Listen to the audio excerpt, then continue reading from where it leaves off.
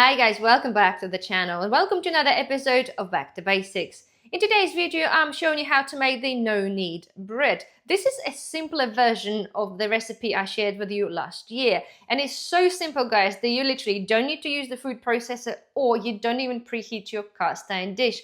And the bread comes out absolutely lovely. I designed this recipe, guys, for people who do lead busy lives but do still enjoy having the fresh baked bread. So, without further ado, let's proceed with the recipe. So, we will require 500 grams of strong bread flour. I've got 1 sachet of yeast, or 7 grams. I'm going to sprinkle this on top and I'm going to just mix it in a little bit. Generally, I would mix it because the food processor will do a lot of the work, but because we're doing this by hand, I'm just going to mix that a little bit in.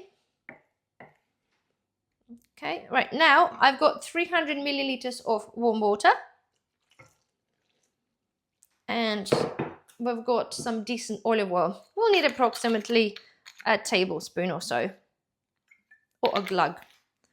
Okay, now, right, let's get it mixed together. Start mixing it from the middle, like you do when you make a pasta, and slowly incorporate the flour in. So after a little while, when the dough started to come together, just use your hand, okay, clean one, and just sort of trying to collect the remainers of the flour, if you've got some left on the bottom of the bowl. The idea is, all right, we just want the dough to be mixed together so there's just no flour left for the time being, okay? Okay, here we go. So, you can see now bread looks a bit shaggy, the dough, sorry, looks a bit shaggy, not 100% perfect, but that's fine. We're going to let the yeast do the work for us. So, kind of shape it up, punch it in, and put either a kitchen towel on top, or I'm going to put a plate, and leave this to settle for about an hour. So, see you then. So guys, an hour have passed, and as you can see, our dough has expanded. Okay, so next thing, okay, I'm gonna use a food glove. You don't have to, you can just use your hand.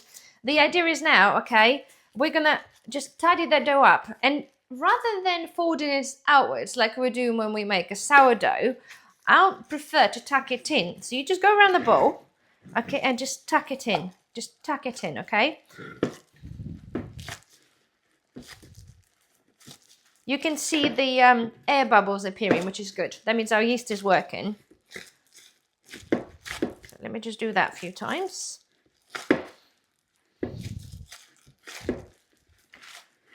The idea is we're basically trying to straighten it up a little bit. Because it's been sitting and improving, it kind of all spread around. But the idea is we still want to be able to create the shape. And rather than kneading this, I found that just quickly folding this a few times, it works really well. So hopefully you get to see this. Just literally, just go around the bowl, okay? And just make it tight. So, I'm happy with that for the minute, because we're going to be proving this obviously a couple of times, because we're not using the machinery to knead this, or putting much effort into that whatsoever. So, anyway, so now it's a little bit more compact. So now back on, plate or kitchen towel back on, and I shall see you in about half an hour. So, you can see now, guys, half an hour have passed and our dough is more than doubled in size. So now, the final step, I promised. Pick a dish of your choice, okay? You can use a normal bread tin. I'm using the cast iron one because when I do make a no-knead bread, I prefer it to be round. I don't know why, it's just a personal preference. But the beauty of that, guys, you can literally adapt this to whatever you want to bake this in. So the next step, okay? Take your vessel of choice. So I've got this one. I'm going to put some flour at the bottom. And now, okay, I'm going to sprinkle a little bit more flour on the dough. Right, we're going to shape this one more time. So just be gentle. We don't want to lose too much of those bubbles. So I'm doing the same thing. I'm going around, I'm just folding it. It's a little bit sticky because it's quite warm. Okay, so, right. This is our little dough. In it goes for the last time, okay, in the dish. Again, I'm going to sprinkle a little bit of flour on top. Just make sure it goes all over so it doesn't stick to the sides. So that's that, guys. Right, this is what that looks like. So now, okay, I promise you this is a final proof. Put a kitchen towel on the top or the plate and just let it double in size one more time. So guys, here we are, look, the bread's risen quite nicely. So I'm now preheating the oven to 190 degrees Celsius, and optional guys, you can score your bread. I'm going to attempt to score this time. Again, it normally works, but because it's on camera, it might not. Nonetheless, it scores best if you leave the dough uncovered for a little bit, just to create a little bit of a crust. Nonetheless, okay, again, it's totally non-compulsory. You really don't have to do this, but I'm just going to try to go, that's a bit better, make some sort of weird design. A couple more. I normally don't do this all the time, but it's a little bit of fun. Right, so there we are. I made some scores. So now, okay, in it goes in the preheated oven for 30 to 35 minutes until golden and cooked all the way through. See you then.